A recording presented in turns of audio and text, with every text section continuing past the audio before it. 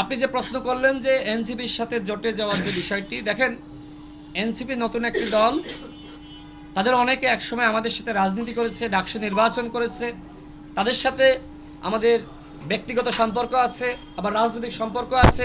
গণ অভ্যুত্থানে তারা আমরা একসাথে কাজ করেছি, যে কারণে এনসিপির সাথে গণ অধিকার পরিষদ একসাথে কাজ করার ব্যাপারে অতীতে আলোচনা হয়েছে এবং তারা আমাদেরকে যেটি বলেছে যে আসেন আমরা জোট করি। আমরা বলেছি যে আমরা আলাপ আলোচনার মাধ্যমে এই বিষয়টি তাদেরকে আমরা জানাতে পারবো। এখনো পর্যন্ত চূড়ান্তভাবে কোনো দলের সাথে আমাদের জোট হয়নি। আমরা এখনো পর্যন্ত কারোর সাথে নির্বাচন করার ব্যাপারে আমরা কাউকে চূড়ান্ত মতামত দেয়নি।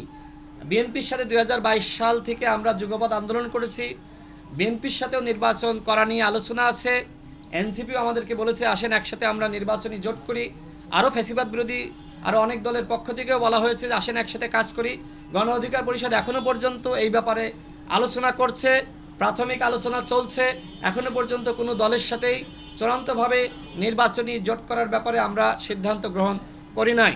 আর যে প্রশ্ন করলেন যে সেক্ষেত্রে যদি আমরা জোট করি তখন কি করব, জোট হলে তো তখন ওই জোটে আলোচনার মাধ্যমেই সিদ্ধান্ত গৃহীত হবে।